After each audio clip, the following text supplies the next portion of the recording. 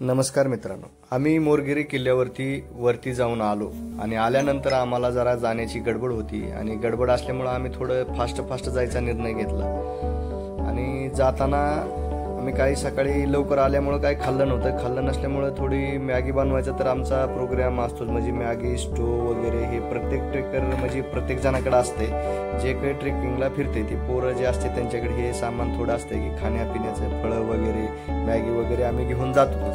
तर जाताना आम्हाला तिथे किल्ल्यावरती टाईम नव्हता, उतरून लवकर जायची गडबड असल्यामुळे आम्ही खाली उतरून आलो आणि खाली उतरून आल्यावर तिथं आम्हाला एक जागा दिसली आणि थोडासा टाइम होता। म्हणलं आज टेंट वगैरे काय टाकायचं नाही, आराम करायचा नाही, आपण मॅगी बनवू खाऊ आणि नंतर जाऊ, कारण की पोटात तर कावळेच वाटायला लागली होती, त्यामुळं आम्हाला ते मॅगी बनवायची होती। तर आमच्याकडे सगळं सामान येताना आम्ही बॅगेत टाकून आणलं होतो, कॉफी वगैरे चहा वगैरे सगळं सामान होतं आमच्या बरोबर।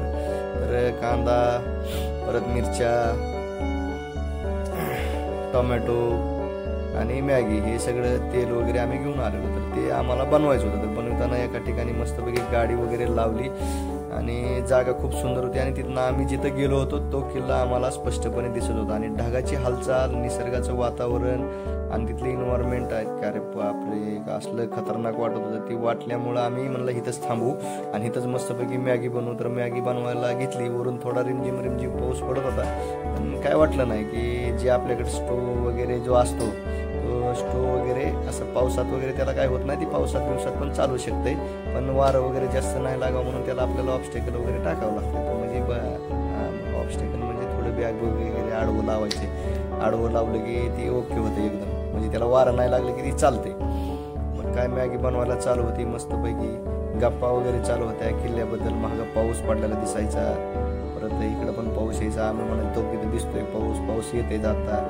म्हणायचो बस बघू काय होईल ते होईल, आल्यावर बघता येईल। शेजारी माझ्या समोर पूर्णपणे एक असं छोटासा धबधबा म्हणजे वडा चालला होता, त्या वड्यातनं पाणी वगैरे आणायचं काम होतं, तिथनं पाणी वगैरे आणलं, तिथल्याच पाण्यात मिसळून मॅगी वगैरे बनवायचं उद्योग चालू, आमच्या गप्पा मारायला चालू। निसर्गाच्या सानिध्यात गेल्यावर मित्रांनो आपला जो कचरा आहे, बाटल्या वगैरे, पाण्याची बाटली, कॅरी बॅग वगैरे, तर ते आम्ही तिथं कधीही सोडत नाही। तर ती सगळ्या कॅरी बॅग वगैरे उचलून आणायचं काम आपलं स्वतः नेले तर स्वतः आहे। कुठेही निसर्गात गेल्यावर कचरा वगैरे करू नका।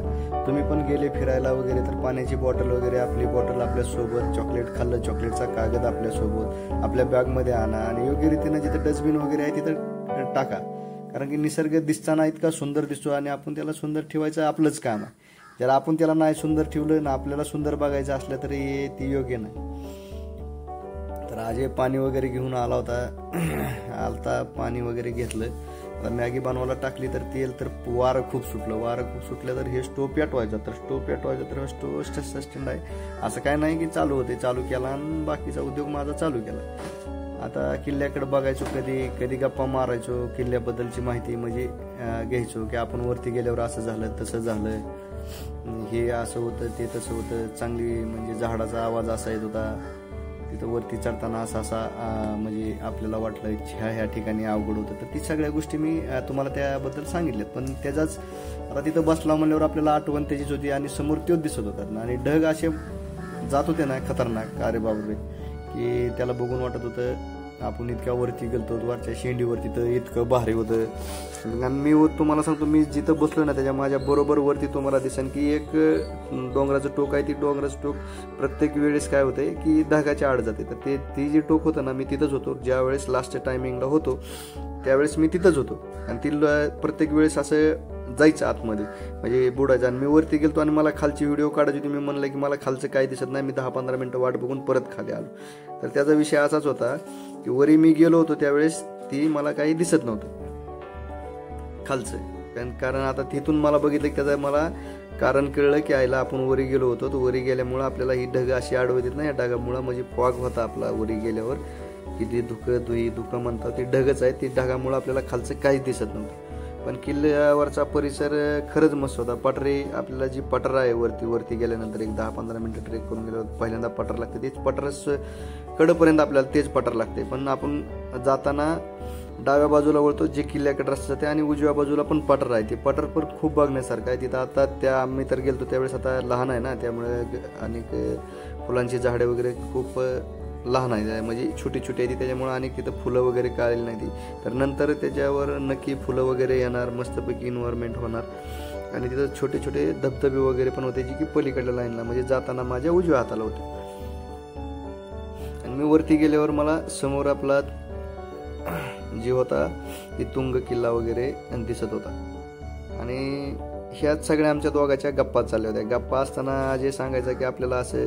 आणि दुसरी एक महत्त्वाची गोष्ट किल्ल्यावर गेल्यावर घडली मित्रांनो, ती अशी की आम्ही ज्यावेळेस उतरत होतो, म्हणजे आम्ही दोघं गेलो त्यावेळेस, तर जाताना म्हणजे आम्ही दोघंच होतो, पण दोघं जाता जाता आम्हाला खाली सांगितलं होतं की तुम्ही दोघंच पहिल्यांदा चाललेत. पण आम्ही वरती गेल्यानंतर आम्हाला ती 2-4 पोरं भेटली. परत आम्ही वरी जाताना मी परत येताना मला कोल्हापूरची मुलं भेटली. त्या पोरांनी सांगितलं की लय अवघड आहे येताना चढताना असं तसं, पण गवत वगैरे खूप आहे त्याच्यामुळे थोडं हे आहे. आणि जिथून राजमुद्रा होती, म्हणजे जिथं राजमुद्रा लागली आपल्याला, त्या राजमुद्रेपाशी एक गोष्ट घडली होती की जी नाशिकची 2 पोरं होती, एक पुण्याचा पोरगा होता आणि एक नाशिकचा पोरगा होता. तर त्यांनी आम्हाला एक गोष्ट सांगितली की इथली पाटी कोणीतरी उलटी फिरवली, म्हणजे ती दिशा दाखवायची जी पाटी होती, ती दिशा दाखवायची पाटी त्याचा बाण वेगळीकडे करून ठेवला होता. ते बाण वेगळीकडे केल्यामुळे ती 2 पोरं चुकली होती.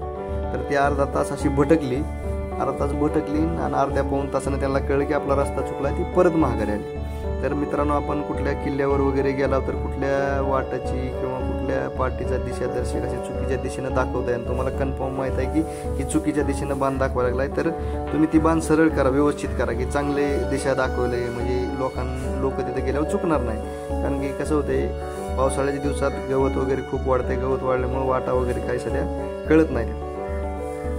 आमचा दोघांचा तर हाच विषय चालू होता. सांगायचं तात्पर्य म्हणजे ह्या टायमिंगमध्ये बसलो आता इथं बोलायचं की कुणीही असं चुकीचं मार्गदर्शन होऊ नये कुणाला, आणि कुणी तसं चुकू नये. आणि चुकल्यामुळे पुढे काढाय धोका असल्यामुळे काय कळत नाही, कुणाचा पाय निसटला काय झालं, म्हणजे जी काही इन्स्टंट व्हायची गोष्ट आहे ती वाचते. तर तुम्हाला सांगतो, आमची मॅगी तयार झालती, गॅस पेटवत होता आम्ही, अधूनमधून पाऊस असा सप सप सप सप सप सप येत होता. पाऊस आला की आम्हाला समजत नव्हतं की काय करावं काय नाही, तरी पण आम्ही पडत्या पावसातच चालू होता कार्यक्रम. मला जी होईल ती होईल, आता आपल्याला हेच करायचं म्हणजे बनवायचीच आहे. तर मॅगी पाऊस पडू द्या, नाही तर काय होती की थोडं वारं बिरं सुटायचं, भरभर भरभर भर पाऊस यायचा. त्यात पाऊस आला की झाकायचं थोड्या वेळ त्याला, म्हणजे आडवा हात लावायचा इकडून इकडून. आमचं होते का, आमचं टार्गेट फक्त एकच होतं की आपल्याला मॅगी तयार करायची, आणि मॅगी तयार करून झालं की खायचे.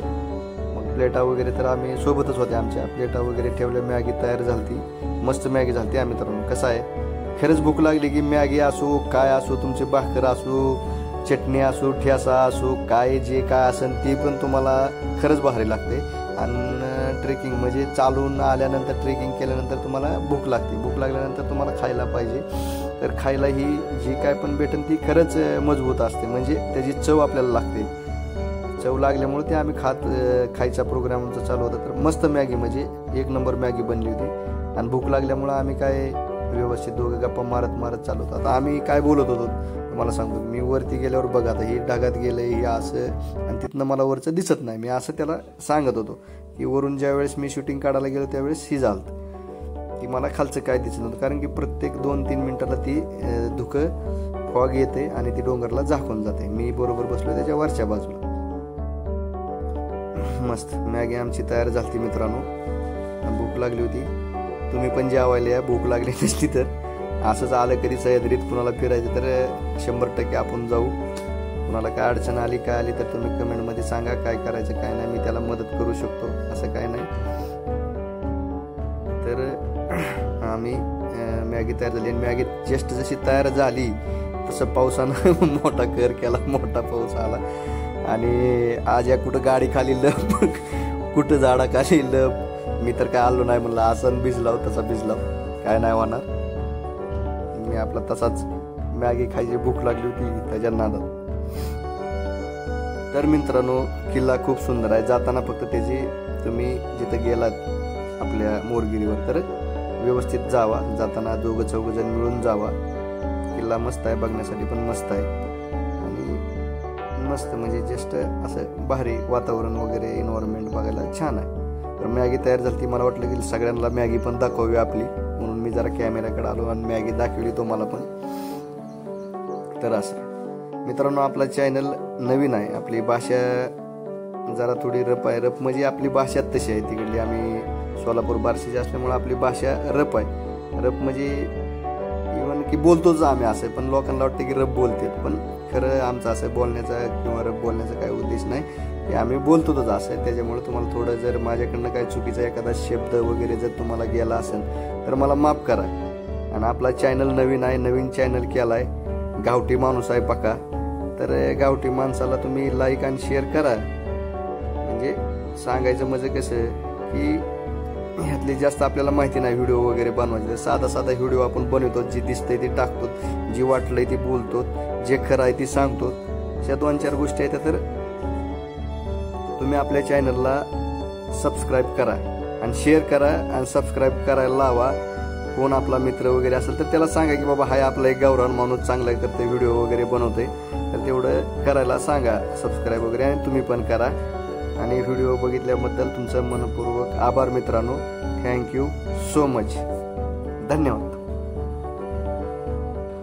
आमचं सामान आवरलं आणि आता आम्ही माघारी जायच्या वाटेने परत निघालो मित्रांनो, कारण की जायची गडबड आहे आणि आम्हाला जायचंय. चला बाय.